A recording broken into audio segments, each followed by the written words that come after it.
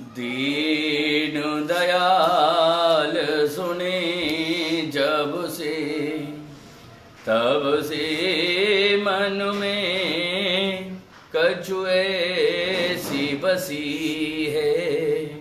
तेरो ही आसरो एक प्रभु, बस तेरे ही नाम पे कमर कसी है। तेरो कहाए के जाऊं कहाँ, अब मेरी हंसी नहीं तेरी हंसी है। आप सभी भक्त वृंदों को सादर जय श्री कृष्ण। मेरे जीवन धन, मेरे जीवन प्राण, मेरे प्राण वल्लभ दोनों भैया कृष्ण बलराम के चरणारविंद, मेरी जीवन की आराधना सर्वेश्वरी श्री राधा रानी के चरणारविंद, मेरे इष्ट श्री गोवर्धन नाथ जी, इन सभी के श्री चरणों में सादत दंडवत। भक्त वृंदों, कल तक आपने महासखा, जो भगवान के अष्ट सखा हैं, जो भगवान की निज लीलाओं में जिन्होंने प्रवेश करके और भगवान की लीलाओं को पूर्ण कराया, ऐसे 8 महासखा, अष्ट सखा। इन अष्ट सखाओं में से 4 सखाओं की दिव्य वार्ता, उनका जीवन परिचय आप कल तक सुन चुके हैं। और आज अष्ट छाप के 5वें सखा श्री गोविंद स्वामी जी के दिव्य जीवन परिचय के बारे में आप उनका परिचय श्रवण करेंगे। महाप्रभु श्रीमद् वल्लभाचार्य जी के 84 वैष्णव हुए, जैसा आप पहले ही सुन चुके हैं। उन 84 वैष्णवों में से अष्टछाप के 4 सखा हुए। श्रीमद् वल्लभाचार्य जी के 2 पुत्र श्री गोपीनाथ जी, श्री विठलनाथ जी। विठलनाथ जी के 252 वैष्णव हुए और इनमें भी 4 अष्टछाप के सखाओं का वर्णन आता है। इस प्रकार भगवान के कुल अष्टछाप के 8 सखा कहलाए। गोविंद स्वामी, ये ब्रज, हमारे ब्रज वृंदावन में ही इनका प्रादुर्भाव, ये ब्रज की ही रज हैं। जो ब्रजवासी है ना, उनको उनका परम भाग्य है जो ब्रजवासी हो गए। ब्रजवासी, एक ब्रज में जिसका जन्म हुआ वो ब्रजवासी है। और जो ब्रज के स्वामी, ब्रज के इष्ट भगवान श्री कृष्ण की नित्य लीला में अवगाहन करते हैं, उनके चरित्र और उनके दिव्य लीलाओं को जो श्रवण करते हैं नित्य प्रति, वो भी एक तरह के ब्रजवासी कहे गए हैं। जिनका जन्म कहीं पर भी हुआ हो, लेकिन उनको रहने का सुख ब्रज में मिल जाए, तो एक रूप से उनको भी ब्रजवासी कहा जाता है। ब्रजवासी की महिमा हमारे शास्त्र, हमारे संत बड़ी दिव्य बताते हैं। बल्कि कुछ संतों का तो ऐसा भी मत है कि संसार में जितने भी प्राणी हैं, 3 वर्ण, वैश्य, क्षत्रिय और शूद्र, इन 3 वर्णों को सदैव ब्राह्मण को ही अपना गुरु बनाना चाहिए। जनसाधारण ब्राह्मण को गुरु बनावे, ब्राह्मण किसी सन्यासी को गुरु बनाए। सन्यासी के गुरु हैं परमपिता अविनाशी भगवान शंकर। लेकिन भगवान शंकर के भी जो गुरु हैं, संतों का ऐसा मत है कि जो भगवान शंकर जिन्हें अपना गुरु मानते हैं, वो तो स्वयं ब्रजवासी ही हैं। ऐसे ही श्री गोविंद स्वामी जी का प्रादुर्भाव महाराज हमारे ब्रज क्षेत्र में हुआ है। और ब्रज के आंतरी गांव में सम्मत 1562 में ब्राह्मण कुल में इनका जन्म हुआ। इन्होंने ब्रज में ही रहकर कृष्ण की दिव्य लीलाओं का अवगाहन किया है। इन्होंने भगवान श्री कृष्ण के माधुर्य, क्योंकि ये ब्रज के वासी हैं और ब्रजवासी को बहुत कुछ सीखना नहीं पड़ता। कृष्ण चरणामृत, भगवान श्री कृष्ण की बाल लीला, भगवान का संपूर्ण चरित्र ब्रजवासी जन्म से ही जानते हैं। इसलिए भी इनका स्नेह, इनका प्रेम, इनकी आत्मा का अतरंग जो प्रादुर्भाव है वो भगवान श्री कृष्ण के चरण बिंदु ही है। भगवान श्री कृष्ण से प्रेम करते थे और भगवान श्री कृष्ण से प्रेम करने के कारण इनके मन में वैराग्य उत्पन्न हुआ। वैराग्य क्यों होता है?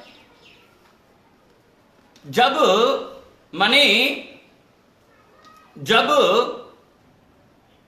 भगवान श्री कृष्ण की कृपा, भगवान श्री कृष्ण का अंश, भगवान श्री कृष्ण का प्रेम जीव के जीवन में प्रवेश करता है तो फिर संसार अच्छा नहीं लगता। और जब संसार अच्छा ना लगे तो वैष्णवों समझना कि अब जीवन में वैराग्य है। वैराग्य का मतलब घर छोड़ करके जाना, सन्यासी हो जाना, ये मतलब कदापि नहीं। वैराग्य का मतलब कि संसार में रहकर संसार की आसक्तियों से विरक्ति प्राप्त करके और भगवान श्री कृष्ण के श्री विग्रह के स्वरूप के भाव का चित्रांकन सदैव अपने हृदय में करना ही वैराग्य कहा गया है ब्रजवासियों के लिए।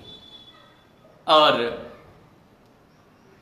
कुछ समय के बाद इन्होंने अपना घर का त्याग कर दिया और हमारे वृंदावन के महावन में जाकर के ये रहने लगे। वहां पर इन्हें परम संतों का सानिध्य मिला। जब संतों का सानिध्य मिलता है तो जीव के जीवन में परिवर्तन आता है।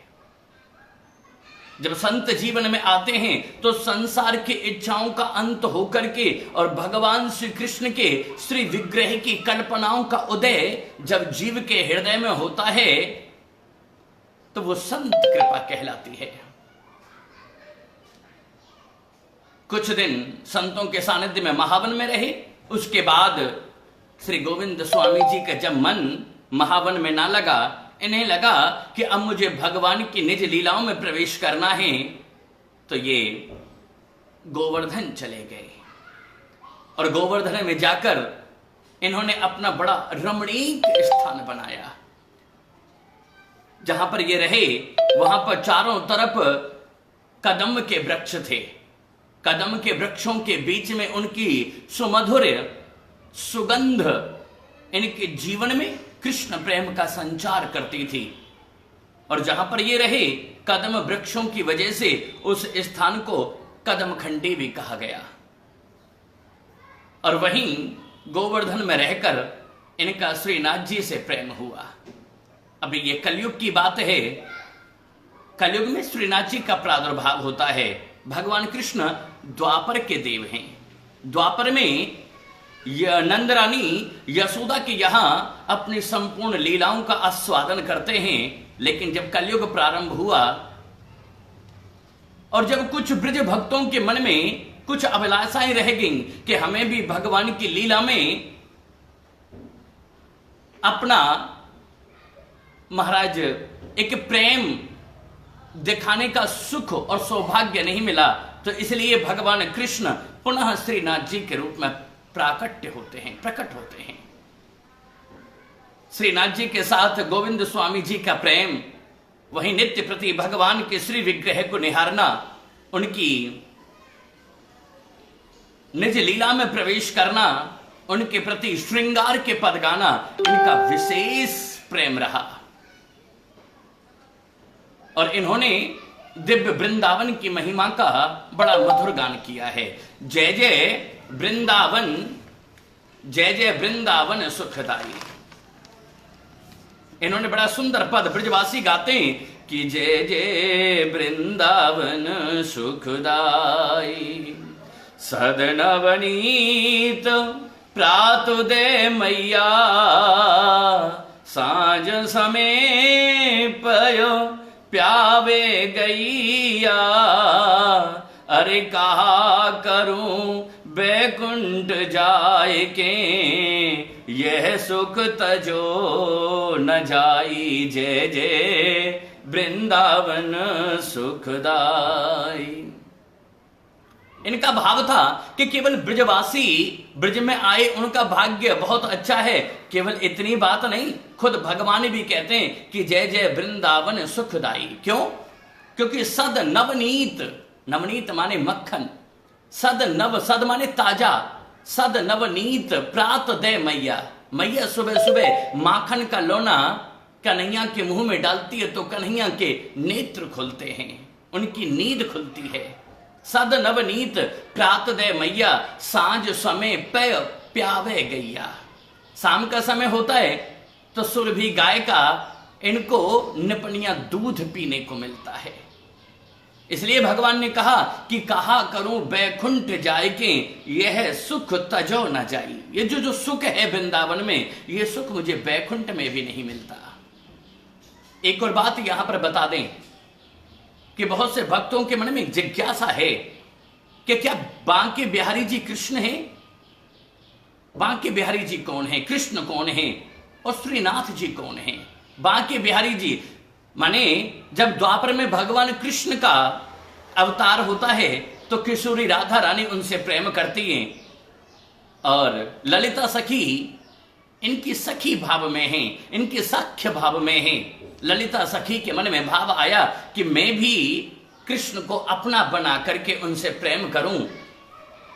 तो वही ललिता सखी बांके बिहारी जी के जब प्रादुर्भाव होता है तो स्वामी श्री हरिदास जी के रूप में ब्रजमंडल में अवतार लेती हैं और निधिवन में बांके बिहारी जी को अपनी भक्ति के संदर्भ में, भक्ति के कारण, अपनी भक्ति की पुष्टि के कारण ठाकुर जी को प्रकट होने के लिए विवश कर देती हैं। ये बांके बिहारी जी हैं। कृष्ण जो देवकी के गर्भ से जन्म लेकर और नंद रानी यशोदा के यहां अपनी बाल लीलाओं को करते हैं। और श्रीनाथ जी नाम से ही स्पष्ट है, श्री माने राधा रानी, नाथ माने स्वामी। जो राधा रानी के स्वामी हैं वही श्रीनाथ जी। श्रीमद् वल्लभाचार्य जी के लिए ऐसा भाव कहा गया कि ये किशोरी राधा रानी का स्वरूप है, ये राधा रानी का अवतार है। श्री गोविंद स्वामी जब भी भगवान श्रीनाथ जी को देखते हैं और संग में स्वामिनी जी को देखते हैं तो इनके मन में बड़ा प्रादुर्भाव, भगवान की ये संपूर्ण युगल रूप में उनकी दिव्य छवि को देख करके ये बड़े आनंद विभोर होते हैं। इनका बड़ा सुंदर एक भाव मैंने कहीं पढ़ा, मुझे याद आया, इन्होंने बड़ा सुंदर भाव कहा है कि जब किशोरी राधा रानी गिरिराज गोवर्धन में अपने नंगे पैरों से और मधुर मधुर चाल में जब श्रीनाथ जी से मिलन के लिए चलती हैं तो माने श्री गोविंद स्वामी जी कहते हैं कि ब्रज भूमि की रज और उस रज का एक एक कण संपुटित होकर, इकट्ठा होकर माने कि किशोरी जी के श्री चरणों की ओर लपकते हैं, कि उनके श्री चरणों से चिपट कर लिपट कर उनके दिव्य चरणों के माधुर्य को एक बार छू करके और वो धूल के रूप में, ब्रज रज के रूप में, ब्रज रज होने का वो संपूर्ण सुख प्राप्त कर ले। गोविंद स्वामी जी कहते हैं कि जब किशोरी राधा रानी अपने निकुंज से निकलकर और ब्रज भूमि में भगवान की दिव्य लीलाओं में जब प्रवेश करती हैं तो माने इनके दिव्य स्वरूप का वर्णन करते हैं गोविंद स्वामी जी कि जब स्वामिनी जी निकुंज से निकलकर ठाकुर जी के निकट श्रीधाम वृंदावन गोवर्धन में आती हैं तो माने उनके दिव्य बाल ऐसे दिखाई देते हैं जैसे सैकड़ों मेघमाला आज इकट्ठे होकर के और बाल के रूप में संपुटित हो रही हों। किशोरी जी के गले का जो हार है वो गले का हार ऐसा लगता है जैसे करोड़ों करोड़ों सूर्य अपना तेज पुंज आज किशोरी जी के गले के मुक्ताहार के रूप में संपुटित हो रहे हों। किशोरी राधा रानी के जो महाराज श्रवण कुंडल हैं, जो कानों के कुंडल हैं, वो कुंडल इस प्रकार चमकते हैं, इस प्रकार दमकते हैं कि मानो कि जैसे एक कुंडल में सूर्य और दूसरे कुंडल में चंद्रमा नित्य शीतलता और उत्तेजना उन्हें प्रदान करता है। किशोरी राधा रानी के ललाट के ऊपर लगी हुई बिंदी इस प्रकार शोभायमान होती है कि जैसे उस बिंदी के रूप में स्वयं श्री ठाकुर जी ही एक बिंदी का रूप लेकर के और उनके दिव्य ललाट पर आकर के और महाराज संफुटित हो गए हैं, विराजमान हो गए हैं। और जब वो ब्रज के अंदर चलती हैं, किशोरी राधा रानी जब ब्रज भूमि पर ठाकुर जी की लीला में प्रवेश करने के लिए चलती हैं, तो देवलोक से अनेक देवता, अनेक देवियां, गंधर्व, यक्ष, ये सभी फूलों की बरसात करते हैं और वो फूल किशोरी जी के सिर के ऊपर आकर के नीचे गिरते हैं। उनके कुंडलों को, उनके कानों को, कपोलों को छूते छूते माने संपूर्ण किशोरी जी के श्री विग्रह का रस और रस की अनुभूति करते हुए कुछ पुष्प उनके कांधे पर ठहर जाते हैं, उनकी कुछ पुष्प उनकी कमर कोंदनी पर आकर के विस्फुटित हो जाते हैं और कुछ पुष्प उनके श्री चरणों में आकर के मानो कि किशोरी जी के श्री चरणों के रस का आनंद लेते हैं। गोविंद स्वामी जी इतना युगल रूप की स्तुति करते हैं कि इनकी यह युगल स्तुति सुन के कई बार श्री तानसेन जी भी इनके पदों को सुनने के लिए आया करते थे। इन्होंने बड़े सुंदर पद का निर्माण किया कि पीरे कुंडल पीरे नूपुर पीरो पीतांबर ओढ़े ठाड़ो। आहा, कितना सुंदर भाव बताया कि पीरे कुंडल, पीरे नूपुर और पीरो पीतांबर, पीले रंग का पीतांबर ओढ़े ठाड़ो और ओढ़ करके खड़े हैं मेरे प्रभु कि पीरी बनी कटकाच निलाल की और पीरोई चोर रचो पटिकारो कि पीर मुकुट लकुट कर सोहे और पीरी खोर दिए छिनगारो। और बड़ा सुंदर भाव कि मेरे प्रभु का पीरा मुकुट, पीले रंग का सोने का स्वर्ण मुकुट है और पीली खोर दिए छिनगारो। इतनी सुंदर पीले रंग की शोभा मेरे प्रभु जी की अद्भुत शोभायमान हो रही है। और कहते हैं गोविंद स्वामी जी कि गोविंद प्रभु की शोभा निरखे, गोविंद प्रभु की शोभा निरखे कि पीरो ही नंदन नंद दुलारो, पीरो ही नंदन नंद दुलारो। आहा, इतनी अद्भुत श्रृंगार रस के पदों का से गोविंद स्वामी जी नित्य प्रति निर्माण करते हैं। एक समय ये जमुना जी के तट पर बैठ करके और दिव्य राग भैरवी में भगवान का अवलोकन, भगवान का पद गा रहे थे और इतना भाव विभोर होकर के गाया कि संपूर्ण दिशाएं भी मंत्र मुग्ध हो गईं। और सम्मुख श्रीनाथ जी, श्री ठाकुर जी, श्री स्वामिनी जी आकर के सम्मुख बैठ गए वह पद सुनने के लिए। लेकिन वही पद वहां से निकलते हुए बादशाह अकबर ने सुन लिया और बादशाह अकबर ने सुना तो बादशाह अकबर के मुंह से अक्षमात निकल गया। वाह वाह, ये वाह वाह का शब्द सुन करके जैसे गोविंद स्वामी जी ने अपने नेत्र खोले और देखा कि ये तो बादशाह अकबर ने ये राग भैरवी का भगवान का पद सुन लिया। बस उसी समय मन में बड़ा भाव प्रपुष्ठित हुआ, बड़ा दुख हुआ कि मेरे प्रभु की दिव्य लीला का यह सुंदर पद इसने सुन लिया और वाह वाह, इसे केवल आनंद की अनुभूति के लिए यह सुना इसने, मन में दुख हुआ। और उसी समय से श्री गोविंद स्वामी जी ने राग भैरवी का त्याग कर दिया कि मैं अपना राग भैरवी संसार के लोगों को नहीं सुना सकता। इनके इसी भाव को देकर के ठाकुर जी और श्री स्वामी जी इतने मंत्र मुग्ध हुए कि नित्य प्रति इनके साथ क्रीड़ा करते हैं, इनके साथ खेलते हैं। एक समय श्री गोविंद स्वामी जी से ठाकुर जी कहते हैं, अरे गोविंद, ओ गोविंद स्वामी, चलो आज कुछ खेल करके आते हैं। आज गोविंद स्वामी गुल्ली डंडा लेकर के इनके साथ खेलने के लिए गए, इनके साथ खेलने के लिए गए। पहले भगवान की बारी आई, भगवान ने खूब देर तक खेल खेला, लेकिन यह मध्याह्न का समय है। इधर श्री विठल नाथ जी भोग की तैयारी करते हैं, राजभोग की तैयारी करते हैं। इन्होंने जैसे ही राजभोग की सामग्री ठाकुर जी के कक्ष में पधराई और इधर ठाकुर जी अभी गुल्ली डंडा खेल रहे हैं, उनको लगा कि श्री विठल नाथ जी, श्री गोसाई जी राजभोग के लिए मेरा इंतजार करेंगे,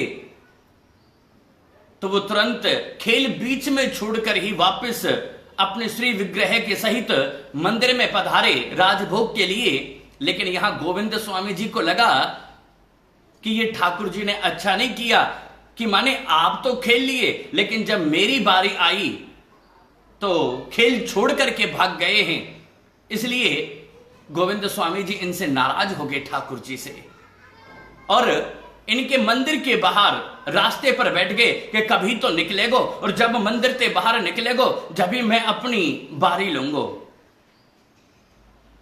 और इतने नाराज गोविंद स्वामी जी, वो तो ठाकुर जी हैं, ठाकुर जी समझ गए कि आज गोविंद स्वामी बहुत क्रोध में हैं। डर के मारे इन्होंने राजभोग भी ग्रहण ना किया, और जब राजभोग ग्रहण नहीं किया तो श्री गोसाई जी के मन में बड़ा दुख हुआ कि आज क्या बात है, ठाकुर जी ने आज राजभोग ग्रहण क्यों नहीं किया, अरोगा क्यों नहीं। गोसाई जी ने जब ठाकुर जी से पूछा कि आजकल आप ना बाहर खेलने जाते हो, ना अपने किसी मित्र से मिलने की बात कहते हो, ना ही आप कुछ भोजन करते हो, आप कुछ भी भोजन आरोगते नहीं, क्या कारण है? हे स्वामी आप बताइए, हमसे कुछ अपराध हुआ कि नहीं? आपसे गोसाई जी कोई अपराध नहीं हुआ, मेरे बाल सखा, मेरे सखा गोविंद स्वामी मुझसे बड़े नाराज हैं, क्योंकि मैंने उनके साथ खेला, अपनी बाजी लेकर के आ गया, लेकिन जब उनका खेलने का नंबर आया तो मैं उनको खेल बीच में ही छोड़ करके वापस आ गया। बस तभी से गोविंद स्वामी जी नाराज हैं, इसलिए मेरे मन में थोड़ा विस्मय होता है। गोसाई जी अपने सेवकों को लेकर के गोविंद स्वामी जी के पास गए, और गोविंद स्वामी जी के पास जाकर के गोविंद स्वामी जी के सम्मुख जाकर के कहते हैं, अरे भैया इतने क्रोध में क्यों बैठे हो, बस मुझसे बात ना करो। क्यों? अरे तुम्हारे ठाकुर जी अपनी बारी में खूब खेलते हैं, राजाओं की तरह खेलते हैं, लेकिन जब हमारा नंबर आता है तो हमें वो सहयोग नहीं करते। गोविंद स्वामी जी को समझाया कि तुम्हारे प्रेम के कारण मंदिर के अंदर ठाकुर जी ने भी, जिस दिन से तुम उनसे नाराज हुए हो, उन्होंने भोग नहीं अरोगा। अरे भैया गोविंद दास जी, आप चलो और चल करके उनको भोजन सामग्री पधरवाओ, और वो अरोगे, उनकी कुछ पूर्ति हो, संतुष्टि हो, ऐसी कृपा करो। जब गोविंद स्वामी जी ने सुना कि मेरी वजह से मेरे ठाकुर जी भूखे हैं, तो तुरंत आए और आकर के श्री ठाकुर जी के चरण पकड़ लिए। लाला मैं तोते खाली खेल को नाराज हूं, और तूने इस वजह से भोजन ना कियो, मुझे बड़ा दुख है। हे ठाकुर जी ऐसा ना करो, मैं आपके शरण में हूं, कृपा करो भगवान। उस दिन से ठाकुर जी ने कहा ठीक है मैं भोजन करूंगा, मुझे भूख भी लगी है, लेकिन गोसाई जी मेरी एक शर्त है, अगर आप भोजन प्रतिदिन जब राजभोग का भोजन आरोगने के लिए मेरे पास लाएं तो केवल एक भोजन थाली लगा के ना लाएं। आज से मेरो सखा ये गोविंद स्वामी भी मेरे साथ बैठकर ही राजभोग आरोग्य को हम दोनों एक साथ दोनों सखा भोजन करेंगे। ऐसी ऐसी दिव्य लीलाएं श्री गोविंद स्वामी जी और श्री ठाकुर जी करते हैं। एक बार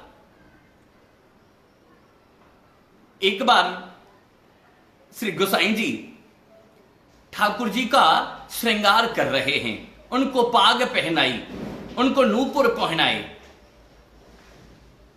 उनको नख पेसर, उनको ठोड़ी पर हीरा और अनेक प्रकार से उनके स्वरूप को श्रृंगार कर रहे थे श्री गोसाई जी। और सामने ही बैठे थे श्री गोविंद दास जी। गोविंद दास जी दूर बैठ करके इनका श्रृंगार होते हुए देखते हैं और भगवान की इस दिव्य लीला को अपने पद के रूप में रचना करते हैं।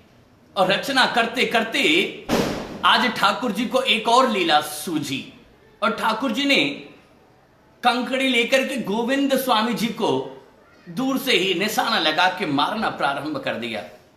एक बार कुछ नहीं बोले गोविंद स्वामी, दो बार कुछ नहीं बोले, तीसरी बार में बोले, गोसाई जी आपके लाला मुझे बहुत तंग करें, मुझे बहुत परेशान कर रहे हैं, बार बार कंकर मार के मुझे परेशान करते हैं। गोसाई जी ने ध्यान नहीं दिया और श्रृंगार करते रहे। अब फिर कंकर मारे श्री ठाकुर जी ने गोविंद स्वामी जी को, तो अब की बार गोविंद स्वामी जी को भी क्रोध आया और उन्होंने भी एक कंकर लेकर के ठाकुर जी को मारा और ठाकुर जी का संपूर्ण श्रृंगार बिखर गया। उसकी यह लीला देख करके अब तो गोसाई जी खिलखिला के हंस पड़े और बड़े ही सुंदर पद की रचना कर दी है कि लाल ही लाल के लाल ही लोचन और लाल ही के मुख लाल ही बीरा, कि लाल बनी कटिका चुनी लाल की और लाल किसी से मुंगेसी को चीरा, कि लाल ही बागो सोहत सुंदर लाल खड़े जमुना तट तीरा, कि गोविंद प्रभु की शोभा निरखत, गोविंद प्रभु की शोभा निरखत लाल के कंठ विराजत हीरा। आहा, सुंदर उनके स्वरूप का वर्णन कर दिया। ठाकुर जी खिलखिला के हंस पड़े, लेकिन सेवकों ने कहा गोसाई जी ये जो आपने पाग बांधी है ना, ये पाग थोड़ी सी टेढ़ी है। गोविंद स्वामी जी कहते हैं हाँ गोसाई जी आज पाग टेढ़ी बंध गई है तो तुम ही आकर के कर लो। गोविंद स्वामी जी अंदर सेवा में पहुंचे, पाग को ठीक किया। कुछ शिष्यों ने कहा अरे गोसाई जी इसने ठाकुर जी को छू लिया। बोले कि तुम छूने की बात करते हो, ठाकुर जी नित्य इनके साथ लीला करते हैं। ऐसा सुंदर चरित्र श्री गोविंद स्वामी जी का। मन में विचार आता है कि हमने कृष्ण चरित्र में इन सखाओं का नाम कभी सुना नहीं, क्योंकि ये श्रीनाथ जी के सखा हैं, अष्ट सखा, ये पुष्टि मार्ग के अष्ट सखा हैं। आज आपने श्री गोविंद स्वामी जी के दिव्य इस चरित्र को सुना। गोविंद स्वामी जी ने गोवर्धन में एक गिरी कंदरा में संवत 1642 में अपने लीला को पूर्ण करके श्री गौलोक धाम चले गए। भगवान की अष्ट सखाओं में अपनी छाप लगा गए। जय जय राधे कृष्णा राधे गोविंद, जय जय राधे कृष्णा राधे गोविंद। केशो जी कल्याण गिर धरन छबीले लाल, केशो जी कल्याण गिर धरन छबीले लाल। जाको मुख देखे ते हाँ, जाको मुख देखे ते काटत यम फंद। जय जय राधे कृष्णा राधे गोविंद, जय जय राधे कृष्णा राधे गोविंद। ये दिव्य लीला आपने श्रवण की। अब कल एक और सखा का चरित्र आप हमारे इस YouTube चैनल पर सुनेंगे।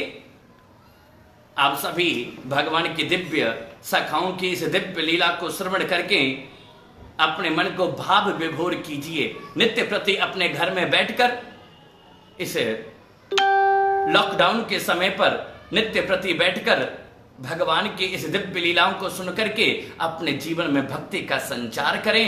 नित्य प्रति लीलाओं को श्रवण करें और ज्यादा से ज्यादा लोगों को ये लीला सुनाने का प्रयास करें। आप सभी को हमारी ओर से सादर जय श्री कृष्ण।